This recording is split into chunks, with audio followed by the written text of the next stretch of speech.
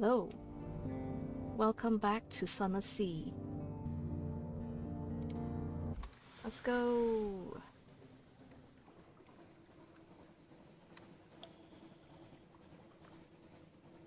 Let's go this way and check this out.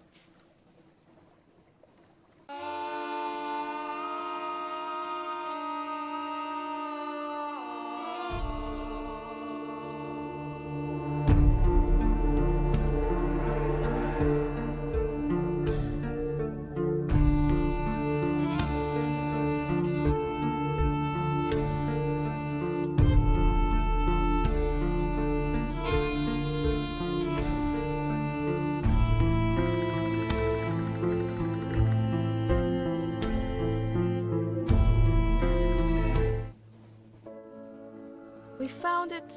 We found the Isle of Cats! Let's dock.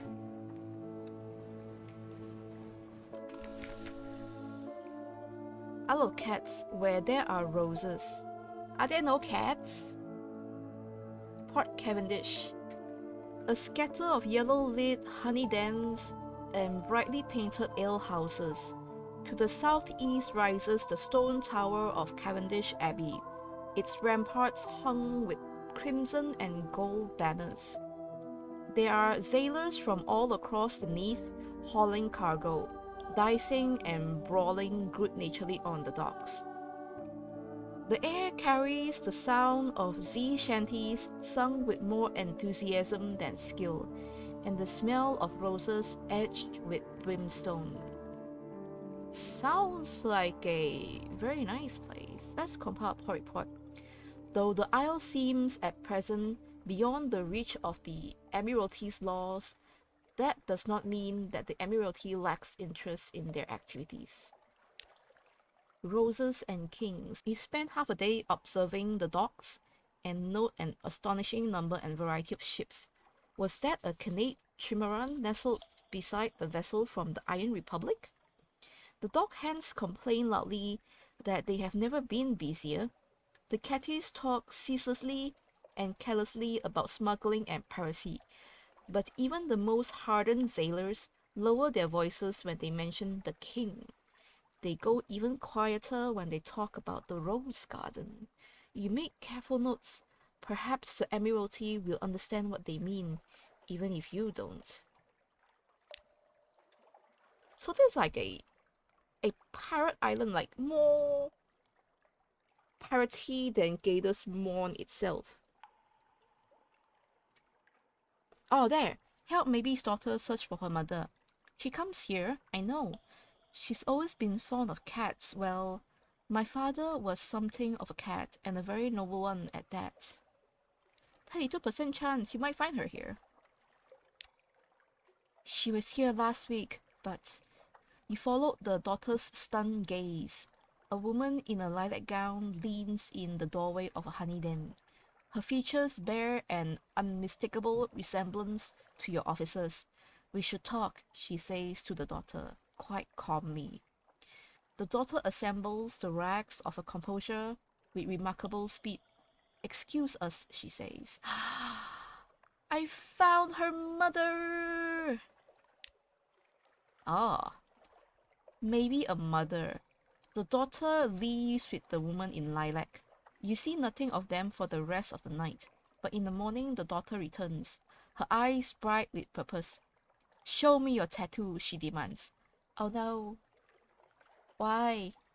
Why do you want to see my shame? My tattoo that the pirate poet put on me. You mean this? Oh my, the daughter blushes as she laughs. Why did... No, don't tell me. In this case, I prefer the mystery. Though they are all mysteries, aren't they, in their way? A moment of frozen time, like a butterfly behind glass. Perhaps one day, I shall tell you the story of my butterfly. Perhaps even the wicked things it did to be pinned. My mother knew other tattoos, the great signs, the ones no one wears. She forged an alliance with the bazaar to learn them. We must return to London. That is, please, can we return to London? Please, We must find Penstock, who watches the secret wicket gate of the bazaar. She wants to visit Penstock. Okay. Oh, I gain an iron. Nice. Oh, that night, you walk beside a river of serpents, through a green and fervid jungle, beneath an orange sun, in the company of a tiger. It watches you with very humorous eyes. Speak with the tiger. Oh, wait a minute. I understand you've become involved in my daughter's intrigues. Well, you look like the sort who can take care of yourself. Just let me repay you as best as I may. Parabolan Panther, who is your father? Maybe's daughter. Tiger Tails, this cat walks in the mirror marches, at the edge of dream. Consequently, it sees many and curious things through mirrors.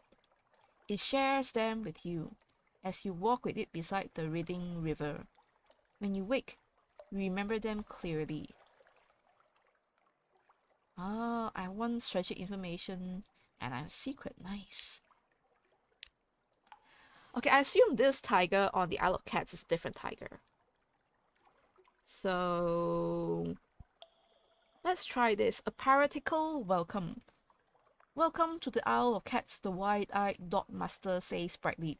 Would you like to bribe me not to write down your details in this nice official ledger? Yes, please. You hand over the coins and she tips you a sharp smile before waving you to the nearest alehouse. The entire process is straightforwardly corrupt and pleasingly efficient. I've gained menaces, oh no. Oh no. Okay, I'm in the alehouse now of the Rose and the Tiger.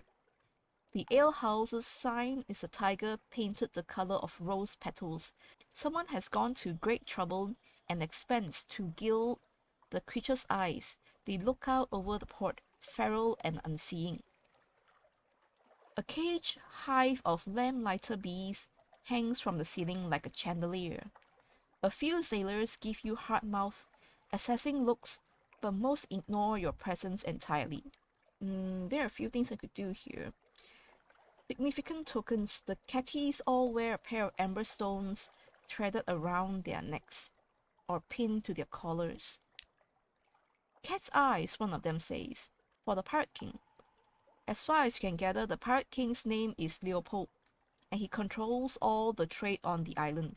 Half of the catties believe that he can take the form of a crimson tiger and creep into their dreams.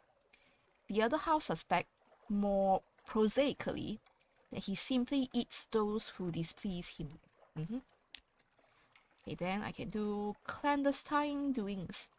A whispered conversation, the clink of coins, and exchange of goods. The merest taste. You turn your head as though you're admiring one of the mouldering draperies hung from the wall. A vial flashes in the buyer's trembling hands. He uncorks it, pours a few drops of thick red liquid down his throat. The vial drops to the floor. When you look back up, he is gone. You blink and look around. Nobody else seems in the least perturbed that the man disappeared.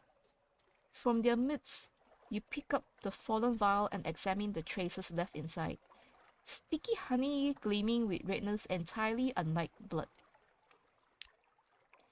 I also can do religious observances. Is that a crimson-veiled nun? But what sort of nun would be in a place like this? A mellifluous sister, of course, she responds, performing a complicated negotiation between veil, thick glove, and glass of mushroom wine. You ask what one dose is, and she snorts. I'm glaring at you underneath this blooming veil.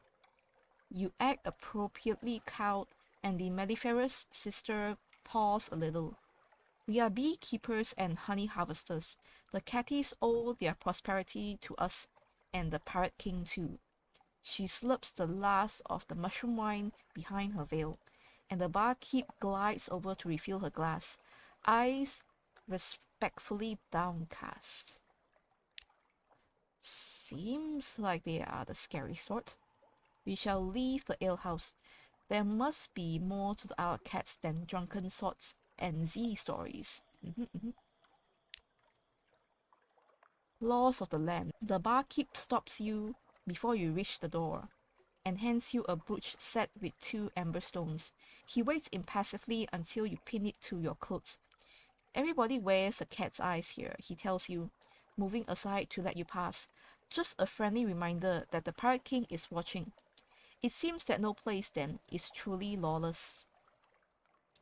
Yes, even in this lawless place, you still need to follow the laws of the Pirate King. Okay, there's a few more things we could do here before we go for the ambition. We could sell sunlight here. I don't have sunlight. Let's go to the honeyed tongue. It is both brothel and honey den, run by someone the catties refer to as the King's Claw. The honeyed tongue. Entering the brothel is like sliding into the dream of a surface orientalist. Jewel-embroidered cushions, bright silk drapes, gilded statues of elephants, sun bears, and clouded leopards. Silver censers release curling plumes of rose-scented smoke into the air. The courtesans are red-lipped and coal-smudged. When you catch their eyes, they smile back at you with professional interest. I can do a few things here as well.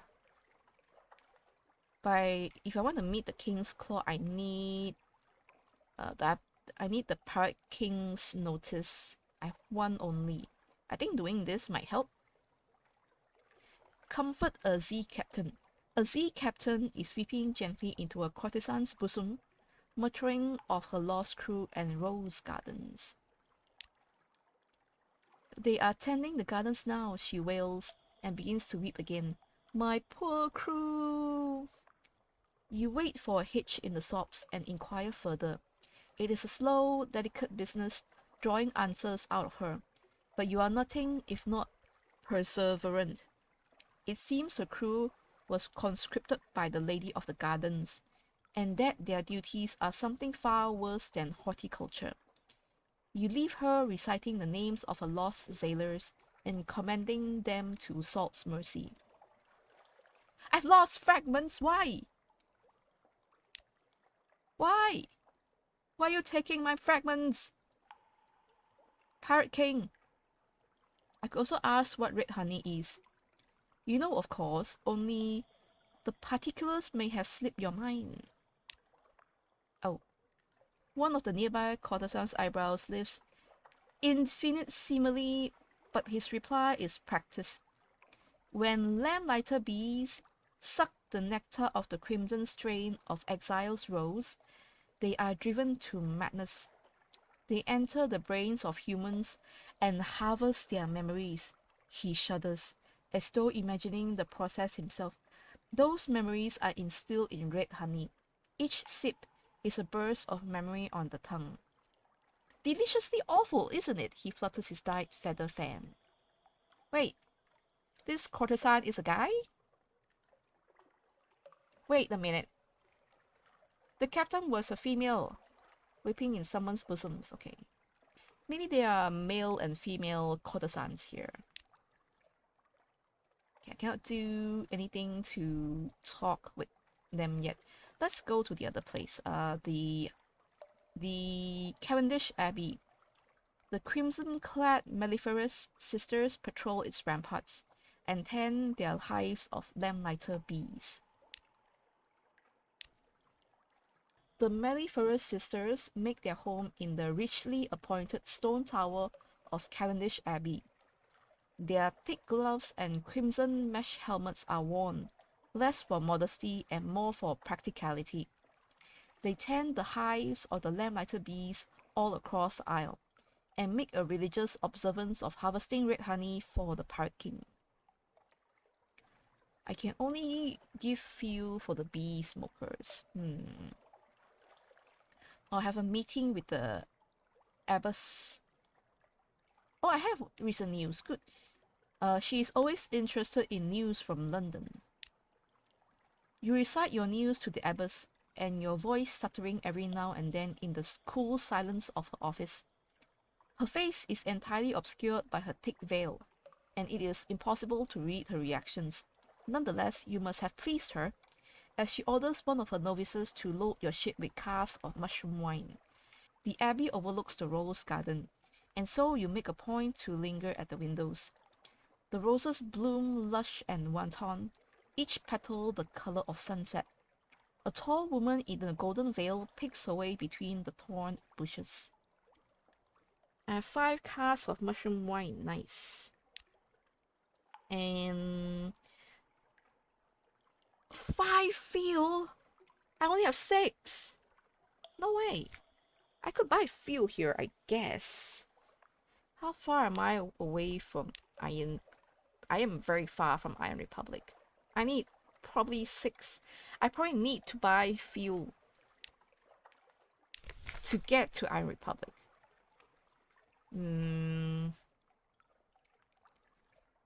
I guess we have fair amount of fragments.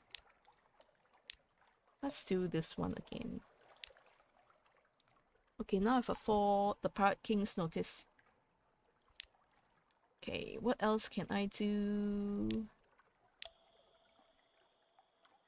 Let's try this. Let's try the ambition. Where can you taste red honey? The salt-scarred navigator said he tasted memories of a failed expedition against an immortal city. Where is the one who gave it to him? Isery, cat's chiefest claw. The reports are all the same. Isery manages the honeyed tongue, a den of exceedingly select and debased pleasures. You have to win their favor if you're to taste the honey. Oh, so I have no choice. So is this Isery? Yeah, Isery's patronage. Okay, I have to please this person.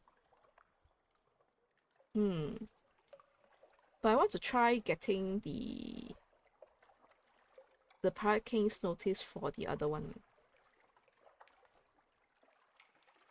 Why not? Okay, I need one more the Pirate King's notice to talk to Isery. Sure, I guess. Take my fragments. Okay, now I can... A meeting with the King's Claw. The Claw keeps a suite in the maze of corridors above the brothel. Oh. An offer of patronage. The King's Claw tells you to call them Isery. They are dressed in azure silk and wearing clawed rings of enameled metal and ivory on the fingers of their right hand. They are very beautiful, if you like them sharp and glittering and ambiguously gendered. I see. So perhaps they are a pretty man? Or a manly woman? Either way, you have caught the interest of the Pirate King, and therefore my interest as well, they say, fixing you in an amber-eyed gaze. You seem capable enough, and I have a need of a capable friend. I could accept their offer, but I can only have one patron on the Isle of Cats. Oh, I haven't met this lady yet. But for my quest, I have to have Isery as my patron, so I have no choice. Okay, let's accept your offer. Wonderful, utterly delightful. Isery is all smiles and genial bonhomie. I should start thinking of a task fit for your talents, something special. They wave a jeweled hand. Run along now, there's a good captain. Okay, I could go to their office. Your patron beckons you into their office above the honey tongue. I have a delivery for the alarming scholar in London, they tell you, over a meal of fungus blossom and sea lily soup. A delivery that needs to pass beneath the notice of the revenue. Izuri places a casket on the table and slides it open with a dull click. Inside are vials of what is unmistakably red honey. It gleams malevolently. Oh. Accept a new commission. You are hardly squeamish about smuggling red honey. If you change your mind, you could always turn the shipment over to the Admiralty instead. We'll take it. We are not new to smuggling. The scholar will give you some notes in return. Bring them to me, and I shall be most pleased. Izuri slides the casket over to you and very pointedly does not enumerate the consequences of returning without the notes. Instead, they smile too wide and you shiver. Okay, we can continue to inquire Izuri about our ambition. Discuss the well-traveled notary's memories. Your quest has led you here. You need to know what the notary knew about Nida, about the presbyterate, about the secret of immortality. A deal with Izuri. The cat's chiefest claw meets you in their suite with a distracted air and a raised eyebrow. You raise the matter of the well-traveled notary's memories. Izuri taps clawed finger rings on the stem of a wine glass. The sound is silvery and sharp. I see someone's been talking. I'm reluctant. The notary only has a taste or two left in him. I was saving them for myself. This Nida business. Fascinating. I can offer a preposterous price. It's enough for a whole shipment of red honey. 600 echoes! Oh my god! That is expensive! I'm saving for a new ship! Alternatively, earn Izuri's admiration to reduce the cost. I shall. I guess. I guess that's it on Isle of Cats for now. And I do need to buy, like, 2 fuel. Okay, let's go.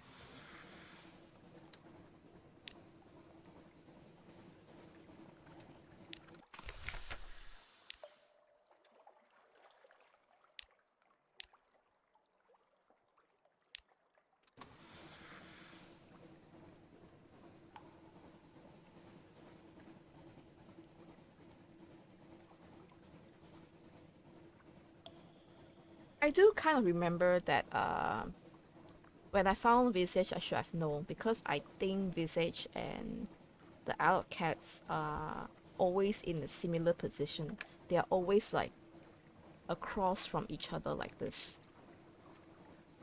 I forgot. It's been a long time since I played this game. But let's check what is available in Visage. Okay. Let's create a port report. Ah, because we don't have something awaits you. Okay, that's fine. Let's leave then.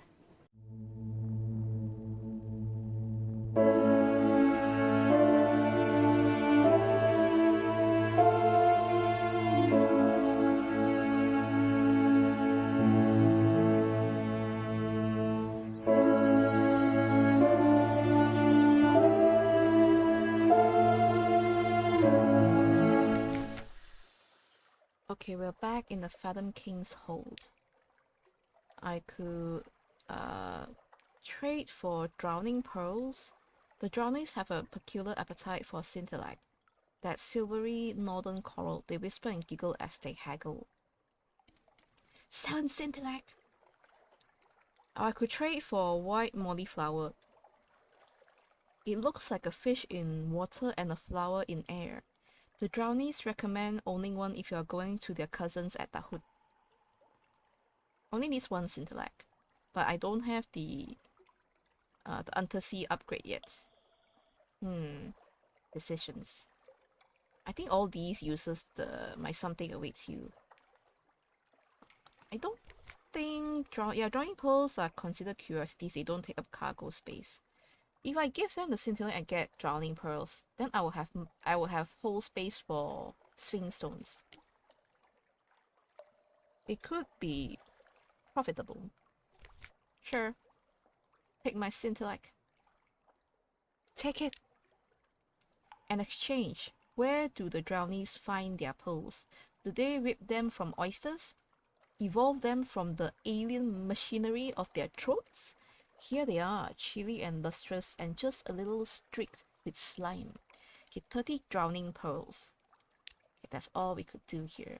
If you are wondering why I opted for the drowning pearls, it's because I remember in Khan's Glory, I think was it Timon that wanted drowning pearls, and it was a leopard that wanted coffee. So that's all we'll do here for now, since we cannot go see the Phantom King.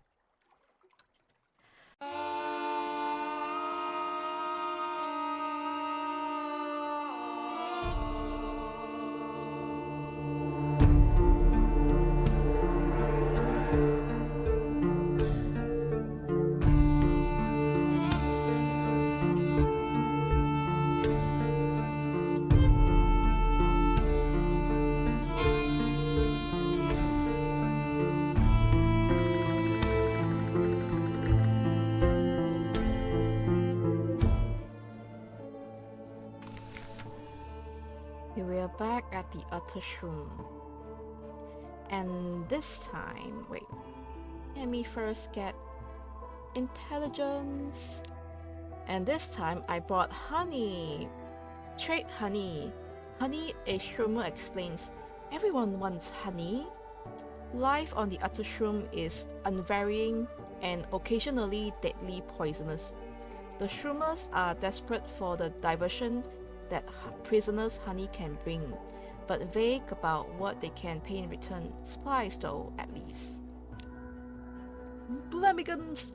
The shroomers pile up slabs of sweet, mild shroom flesh. It's nourishing, although it does taste rather like a muddy horse. They also generously throw in a blemigan, a whistling, eyeless, mobile fungus thing. Problems? Throw it in sea. No room? Throw it in sea, she shrugs. Probably it swim, if not, plenty of room in sea. Oh. I've gained 1 dorsal blemigan. What do you mean new total 5? Do I have 5 blemigans?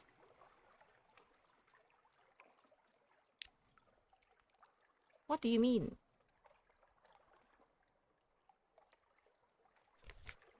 I have 5 blemigans? Did my poor report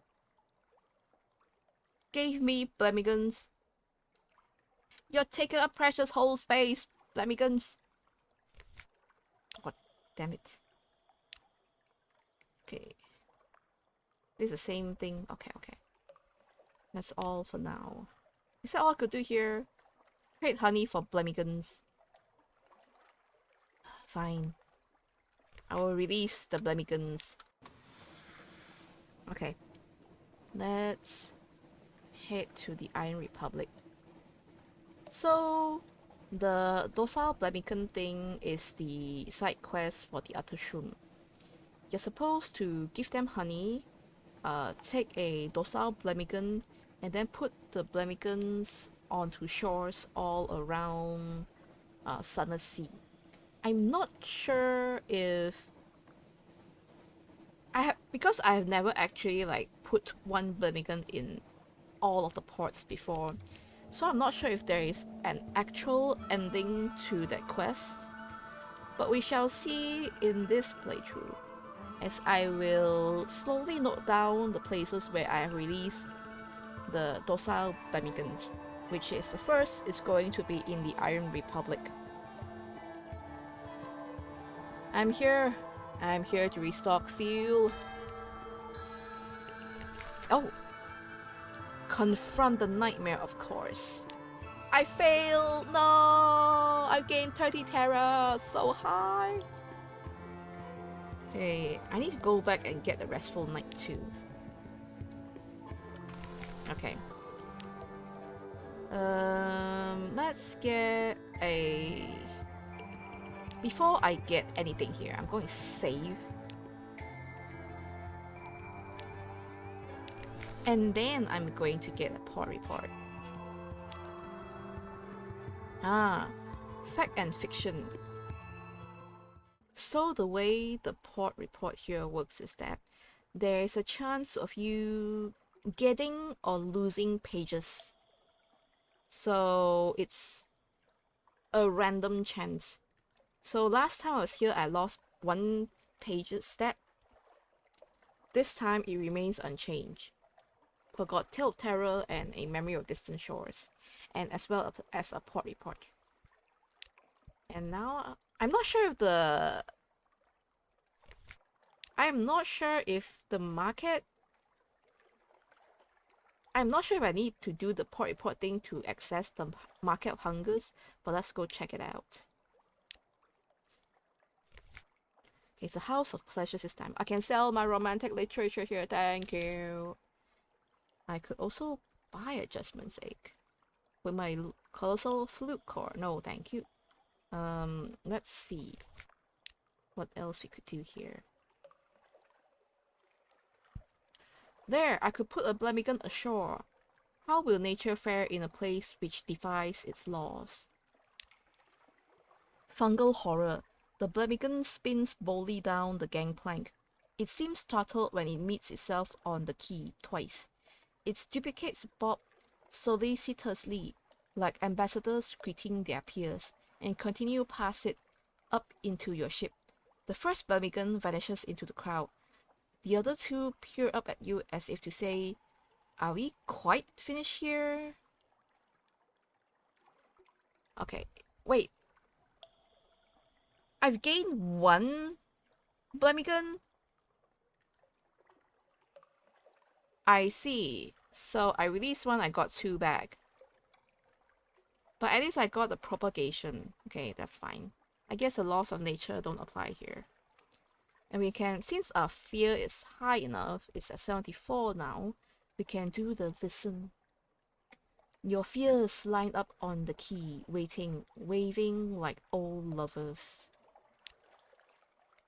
As you touch the dock, your fears leap fondly into your waiting arms. They dissolve, gather the oily scraps they left. Ah, I see. I gain fragments from this. Good, good, good. I think that's all we could do here. And of course, I need to buy fuel. I think just stock up like that. And I think we could get back to London without starving. Let's save just in case and go.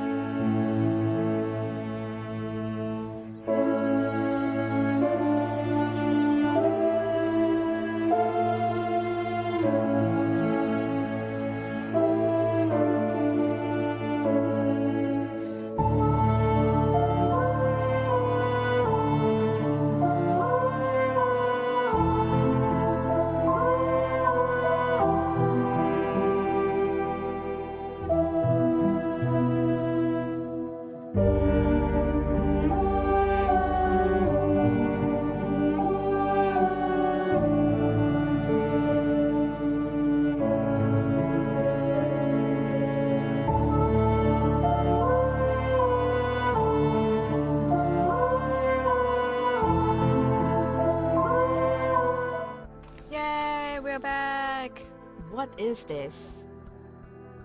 A visit to the bazaar. She's down the gangplank as soon as she's docked. I need to talk to Penstock, she says. The land agent, the one at the bazaar. She hesitates. She bites her lip. Will you come with me?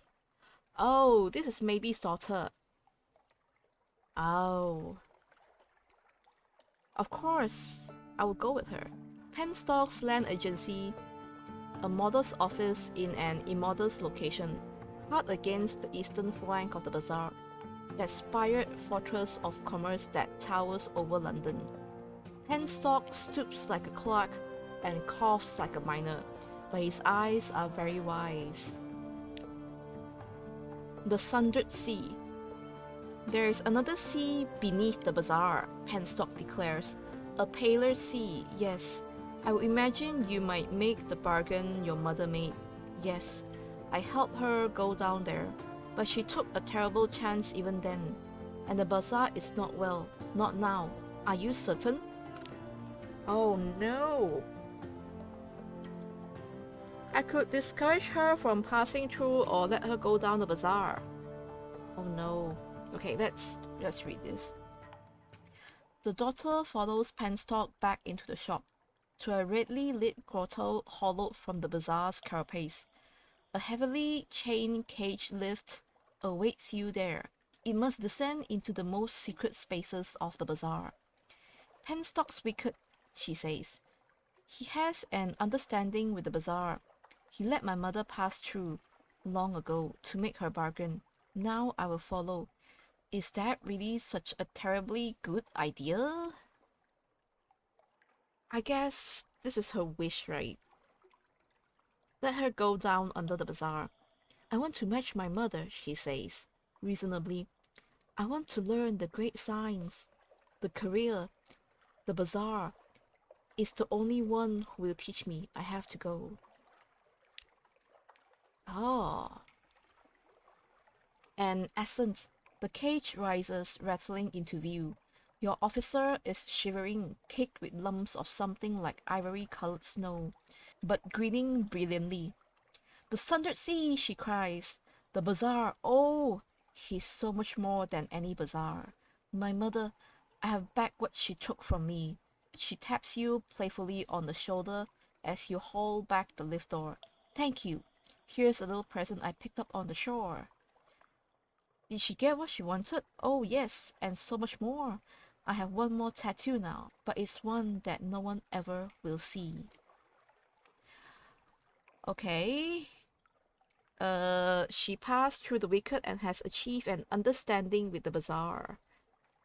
I no longer have a maybe's daughter and now have this maybe's rival. There is a panthering glint in her eye now. Interesting. And I also get an outlandish artifact. Oh wait. I have a mirror catch box.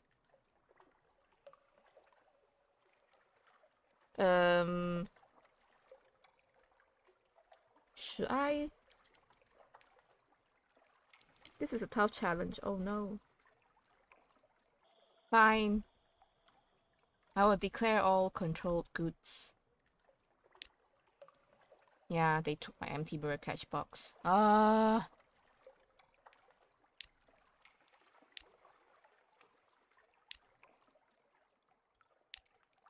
Okay. Finally, we're back in London. Yeah, we have something for the alarming scholar. There it is, a delivery from Isery. The scholar drags his tongue over each of the vials. Fresh, quite piquant. Look at the color. Oh yes, yes, perfect. She hands you an untidy bundle of notes, written on what you hope is paper. You are almost certainly imagining how the notes seem to shiver in your grip. Isery will be pleased, at least. I now have the scholar's notes. You will be well rewarded when you return to the Isle of Cats. Make sure you have at least 10 free spaces in your cargo hold. Okay, hopefully by the time I get back to the Isle of Cats, I will have the merchant ship already. Okay, let's go see him. I could pass on the strategic information. Got money. And let's give him all my port reports.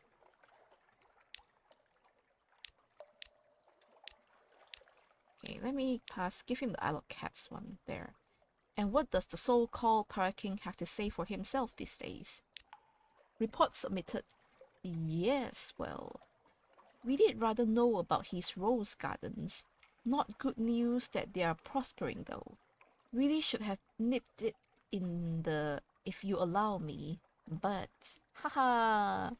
And trading with the Khanate, with the Iron Republic. Bother, I may have to have a meeting about this. Mm-hmm. All these are already given before. I wonder if I could put a Blamigan ashore here. What? Deliver Blamigans. A great coat-clad figure waits in the shadow of a crane. You have Blamigans? It inquires hopefully. Its voice is high, fluting. A scarf conceals its face. What will you give me for them? Welcome, Blamigans. Your Blamigans swirl across the dock like cloud and violet fog, up into the greatcoat, like squirrels into a shrub. Thank you all, the figure flutes. We have something for you, and we want you to have this. Our work, though it's unsigned, of course. It retreats into the dockside mist, leaving behind a dank odor, a packing crate, and some lovely poetry. Are you several Blemigans in a trench coat? By any chance? You are, isn't it? There are already Blemigans here. Didn't the Scrimshaw Chronicle say there will be something in my lodgings for me? They're a fish skin parcel. Each layer is translucent. A dozen layers together are a soggy grey. It smells of things that die at sea. Glory story. The Scrimshaw Chronicler has sent you a gift. A harpoon of Stygian ivory, dark as a gun pole, engraved up and down with the heroes you invented and their deaths. Each death agony is beautifully presented. The courage of these tiny shapes, arrayed against the ancient monster, would stir the most peaceable heart. The turtle called Glory dies at length along the harpoon's length, and at its leather-wrapped handle, the chelone is shown triumphant. This piece would grace any museum. It would ennoble any duke's fireplace. It's a lie, of course. Probably no one but you will ever know that. Oh, I get iron too. Nice. Yeah, but at least we finished the storyline for the Glory's bones. And the captivating treasure. Yes. Yes. Oh, we didn't make money from this voyage. Oh no. We actually lost a little bit of money, I think. How? Okay. I did notice that I have 3 captivating treasures. And I could sell the captivating treasure to the alarming scholar for 1,000 echo each. We might as well give him like 2. Shiny, and you polish it before you brought it in, so it's even shinier today. Glinting eyes. Oh my. Teeth bare in a hungry grin. There's something odd about those teeth, as if there were too many of them. This will make quite a dent in my acquisitions budget, but worth it, I think. Yes, worth it. I'm increasing the favors for the antiquarian. Got 1,000 echoes. Do I have enough? Do I have enough? I could also sell them the lump of blue scintillac. A Procyon, that's not a hue we often see here. Not yet. I want to keep it first. And I want to keep this for the first curator too. I think when I give this to the first curator, he will give me another captivating treasure. So yeah, have another captivating treasure. I think I may have enough to get the merchant ship for our next voyage. So the next episode will be quite exciting. So stay tuned.